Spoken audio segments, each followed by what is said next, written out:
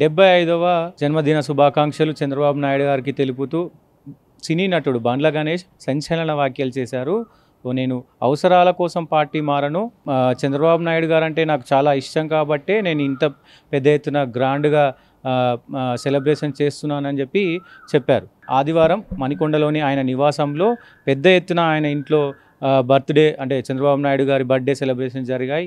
ఈ నేపథ్యంలోనే అక్కడ ఇంట్లో వాళ్ళ పాపకు చెప్తూ వాళ్ళ పాప అడిగింది, నాన్న ఈరోజు ఎవరి బర్త్డే అని అడగడంతో ఆయన బండ్ల గణేష్ గారు ఈరోజు ఒక మహానీయుడు బర్త్డే, ఒక దేవుడు లాంటి మనిషి బర్త్డే అంటూ కూడా ఆయన చెప్పినట్టు తెలుస్తూ ఉంది. అలాగే సైబరాబాద్ కావచ్చు, అటు అమరావతి కావచ్చు, రెండు డెవలప్మెంట్ చేసిన ఘనత ఒక్క చంద్రబాబు నాయుడుకే ఉంది. అలాగే నేతలు చాలామంది ఉంటారు, నాయకులు చాలామంది ఉంటారు. నాయకుల్లో నుంచి ఒక నాయకుడిగా ఎదిగిన వ్యక్తి ఎవరైనా ఉన్నారు అంటే చంద్రబాబు నాయుడు. నేతల్లో నుంచి ఒక నేతగా, ముఖ్య నేతగా ఎదిగినటువంటి నాయకుడు ఎవరైనా ఉన్నారంటే చంద్రబాబు నాయుడు అంటూ కూడా చెప్పుకొచ్చారు. ఏదైనా చంద్రబాబు నాయుడుకి సంబంధించి గత ఎలక్షన్లో జైలుకు వెళ్ళినప్పుడు పురంధేశ్వరికి సంబంధించి కూడా ఒక రాజకీయ నాయకురాలు బయటకు వచ్చింది. సో చాలా క్యాలిక్యులేషన్స్ అక్కడ మీరు చూడొచ్చు. చాలా రాజకీయంగా చాలా జరిగింది.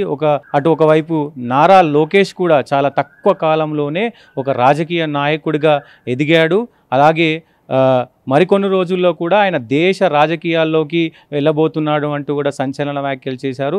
దేశ రాజకీయాల్లో అటు చంద్రబాబు నాయుడు ఇప్పటికే 4-5 సార్లు చక్రం తిప్పారు. ఇప్పుడు నెక్స్ట్ నారా లోకేష్ కూడా దేశ రాజకీయాల్లో చక్రం తిప్పుతాడంటూ కూడా సంచలన వ్యాఖ్యలు చేశారు. ఈ వ్యాఖ్యల నేపథ్యంలోనే మరి బండ్ల గణేష్ ఏమైనా టీడీపీలో చేరుతాడా అనేది కొంచెం చర్చనీయాంశమైంది. కానీ అతను చెప్తా ఉన్న పరిస్థితులు ఏంటంటే, నేను అవకాశాల కోసం, అవసరాల కోసం పార్టీ మారను. నాకు చంద్రబాబు నాయుడు అంటే హార్ట్ఫుల్గా ఇష్టము.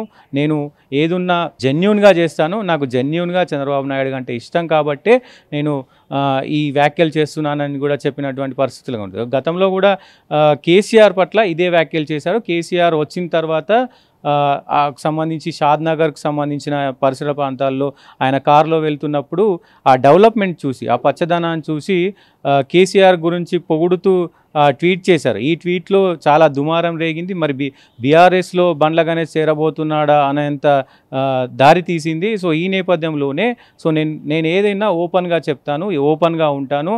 సో పార్టీలకు నా పర్సనల్ ఒపీనియన్కి సంబంధం లేదు.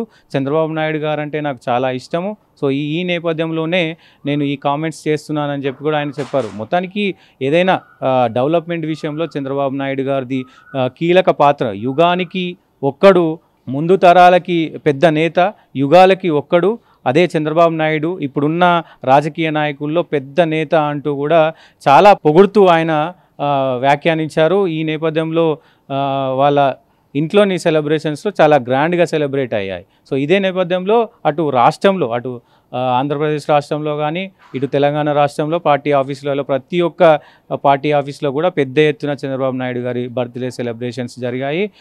అందరూ కూడా విషెస్ చెప్పారు. కేసీఆర్ కావచ్చు, జగన్ కావచ్చు, ప్రధానమంత్రి మోడీ గారు కావచ్చు, అందరూ కూడా చంద్రబాబు నాయుడుకి విషెస్ తెలిపినట్టు తెలుస్తూ ఉంది. సో కెమెరామెన్ సతీష్తో ఎస్కే, హైదరాబాద్.